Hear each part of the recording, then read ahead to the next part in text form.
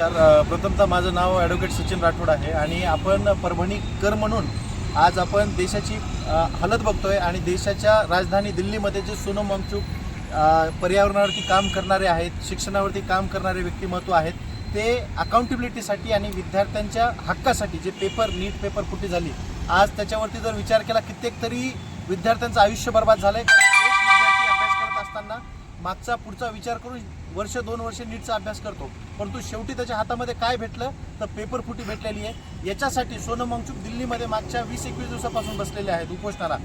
काल काय झालं, काल डायरेक्ट सरकार येते, त्यांना उचलून घेऊन जाते आणि जबरदस्ती त्यांच्यावरती करण्यात आली, स्टेजवरून उचलून घेऊन गेले त्यांना। सरकारचं काम काय होतं? सरकारचं काम होतं की त्यांचं एक डेलिगेशन येणं, सोनम वांगचुकना विचारणं की बाबा तुमच्या मागण्या काय आहेत। म्हणजे एवढी जाड कातडीची सरकार पहिल्यांदा आम्ही बघतो या देशामध्ये। अगोदर आम्ही अण्णा हजारेंचं आंदोलन बघितलं, त्या अण्णा हजारेच्या आंदोलनाला पूर्ण सरकार तिथे जाऊन डेलिगेशन घेऊन बसलेलं असायचं। आपल्या देशाचे, आपल्या महाराष्ट्र राज्याचे तत्कालीन मुख्यमंत्री विलासराव देशमुख सुद्धा तिथे जाऊन त्यांना विनवणी करायची की तुम्ही आंदोलन सोडा, म्हणजे ही आपल्या देशाची पद्धत आहे। परंतु आज एवढ्या दिवसापासून चालू असलेल्या आंदोलनावरती सरकारचा एक शब्दही येत नाही। त्या आंदोलनाला संपवण्यासाठी एक किंचितही प्रयत्न केला जात नाही, परंतु त्याला बदनाम मात्र केलं जातं।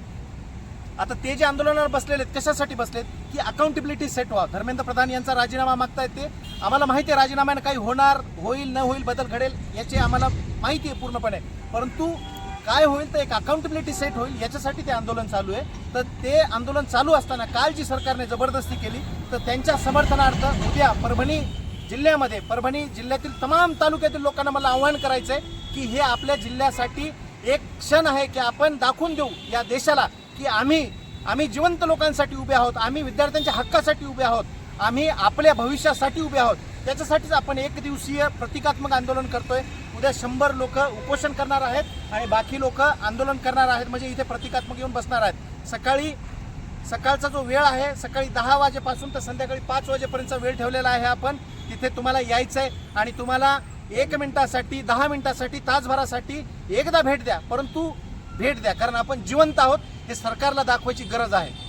मागे संभाजीनगर इथे जे आंदोलन झालं, त्या आंदोलनामध्ये काय झालं असेल तर त्यांचा जो मुद्दा बघितला आपण, MPSC आता सरकारला ऑनलाईन पद्धतीने घ्यायची असं MPSC म्हणत आहे। आता आपण ऑनलाईन पेपरची परिस्थिती बघतोय, त्या ऑनलाईन पेपरमध्ये तुम्हाला OMR सीट भेटत नाही।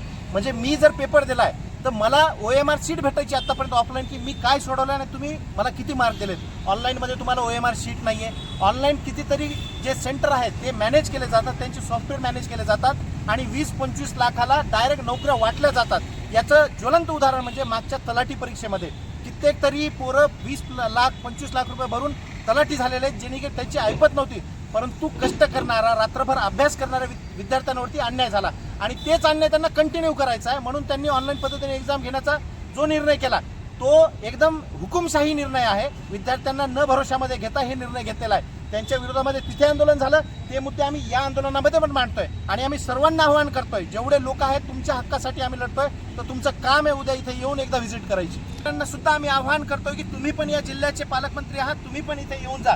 आमची कोणाकडून तक्रार नाहीये, परंतु एक सरकार म्हणून तुमचं पण कर्तव्य आहे की आपल्या जिल्ह्यातले लोक इथे येत आहेत। आज आपल्या महाराष्ट्रातल्या विद्यार्थ्यांचा MPSCचा एवढा गंभीर प्रश्न असताना सुद्धा सरकारमधले लोक शांत आहेत। आमचा प्रश्न त्या लोकांना आहे की ही शांतता का, ही शांतता नसायला पाहिजे।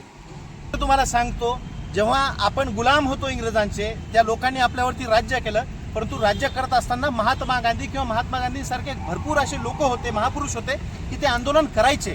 सत्याग्रह, उपोषण आपला वार्षिक म्हणजे आपला वारसा आहे, तो आपला वारसा आहे। तर त्या लोकांची दखल इंग्रजांनी घेतली, म्हणजे तिथे उपोषण व्हायचे तर इंग्रज दखल घ्यायचे, परंतु आज आपली सरकार, आपल्या देशातले लोक आपल्या लोकांची दखल घ्यायला तयार नाही आहेत। तर हे याच्यामुळे लोक यांना इंग्रजांच्या पलीकडची उपमा देतात, म्हणजे खरे तानाशाह कोण आहेत हे कळणं आज लोकांना गरजेचं आहे। तर आमचं तमाम लोकांना सांगणं आहे की उद्या कृपया करून या, आपल्या हक्कासाठी आवाज आहे, कोणत्या पक्षाचं नाहीये, कोणत्या संघटनेचं नाहीये, सचिन राठोडचं नाहीये, हे तुमच्या हक्कासाठी तुमचं आंदोलन आहे, हे जिवंत लोकांचं आंदोलन आहे। तर धन्यवाद, कृपया उद्या या।